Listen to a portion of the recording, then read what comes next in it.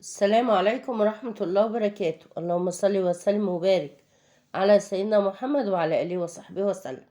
عملت معاكم الكحك بالسمنة المقدوحة، وعملت الكحك بالسمنة السايحة، وهعمل معاكم النهاردة بسكويت الزبدة بكيس الحلواني.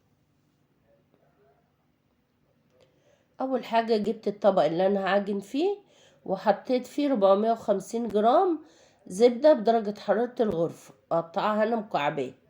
وبعد كده حطيت عليه 350 جرام سكر بودر منخول، او كوبايتين وربع من الكوباية اللي هي المج الازاز دي، وهبدأ اقلب فيه قبل ما اضربه بالمضرب. هقلبه كده شوية عشان افكك الزبدة دي.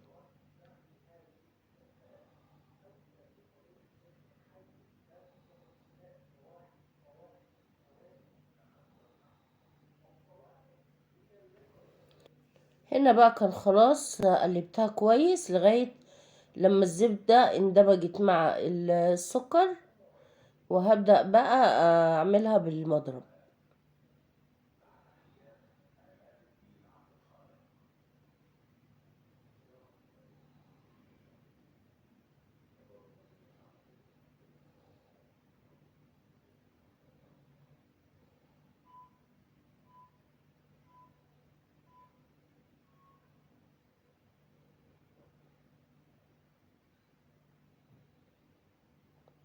هفضل بقى اضرب فيها لغاية ما احس ان الزبدة بقت هشة كده معايا، وبقت عاملة زي الكريمة. اقلبها بقى، قعد كل شوية كده اقلب فيها عشان ايه؟ اجيب اللي في الجوانب ده واللي من تحت.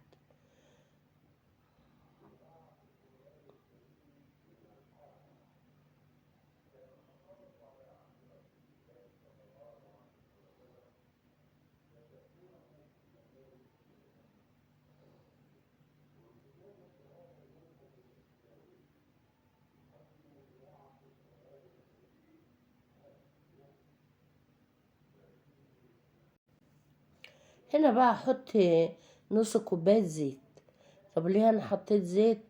الزيت بيخلي البسكوتة تبقى متماسكة ومقرمشة كده، فيها قرمشة خفيفة يعني، يبقى حلوة. وهضرب برضو لغاية لما الاقي الزيت اندمج مع العجينة دي. ما بالغش في الضرب، يعني اول ما الزيت ما يختفي خلاص. اديتها تقليبه اهو. ملاحظين انتوا طبعا العجينة بقت خفيفة وبقت عاملة زي الكريمة. حطيت بقى، هبدأ احط البيض بيضة بيضة. انا هحط 4 بيضات، وده كيس فانيليا بريحة البرتقال جميل جدا، وريحة البرتقال فيه قوية قوي. لو ما لقيتوش حطي فانيليا عادي. حطيت البيضة الأولانية مع الكيس الفانيليا وضربتها. أول بيضة ما تختفي حطي التانية، وهكذا لغاية ما أخلص ال4 بيضات، وما بالغش في الضرب. أول بيضة ما تختفي حطي اللي وراها على طول من غير مبالغة. أهو، دي تالت بيضة.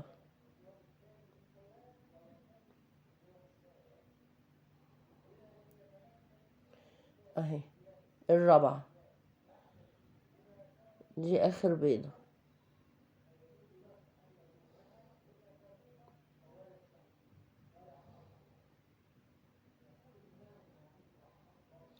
ده بقى نص كوباية عصير برتقال. لو مفيش عصير برتقال حطي نص كوباية لبن. ماشي. لو انت هتعملي هتشكليها بالكيس الحلواني هنحط المادة السايلة. لو هتشكليها بالمكنة الغي المواد السايلة دي خالص، ولا تحطي عصير ولا لبن، لان كيس الحلواني بيحب العجينة لينة، لكن المكنة لا، العكس بقى، بتبقى العجينة متماسكة.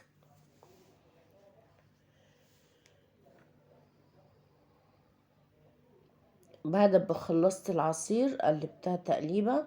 ده كيلو دقيق منخول، هحط عليه معلقة كبيرة بيكنج باودر،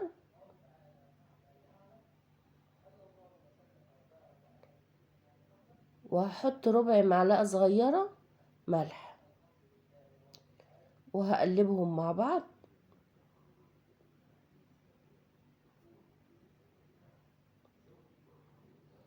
وبعد كده اضيفهم بقى على الزبدة دي،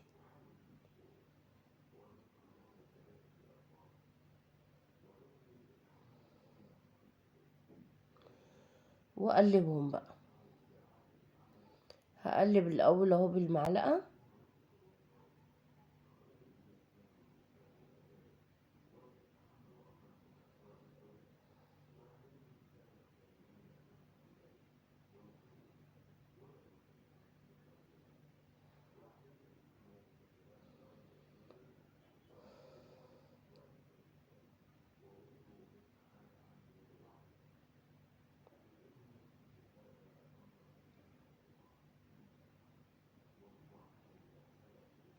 بعد كده اعمل بايديا بقى. هعمل بقى ايه، مش هعجن، هقلب بايدي بصوابعي كده. اتفقنا؟ عشان العجينة ما تبص مني. هفضل اقلب اقلب اقلب لغاية لما الاقي الدقيق ده اختفى خالص. وما تقلقيش، هي هتحس ان العجينة ملزقة منك شوية، ما تقلقيش، هي بتبقى كده. يعني مش معنى كده ان انتي تقولي ده ملزقة اما احط لها شوية دقيق تاني، لا، سيبيها ملزقة. انتي بس اركنيها شوية كده عقبال ما تحضري بقى المكنة او تحضري الكيس الحلواني، وتروقي حواليكي كده، بص تلاقيها ظبطت. يا اما تحطيها في التلاجة 10 دقايق. انا لميتها بقى اهو، والله ما حطيتها في التلاجة ولا اي حاجة. انا بس سبتها عقبال ما روقت حواليا ولميتها كويس اهي. العجينة ولا بقت تلزق ولا اي حاجة. هعملها بقى بكيس الحلوان. انا عملتها بقى، خدت الصاج الكبير ده والصاج الصغير ده و3 صواني مدورين، ده كيلو البسكويت. ادي صينية التانية، التالتة. ما شاء الله رمى كتير الكيلو. وهنا كنت خبزته في الفرن، وبألف هنا وشفا.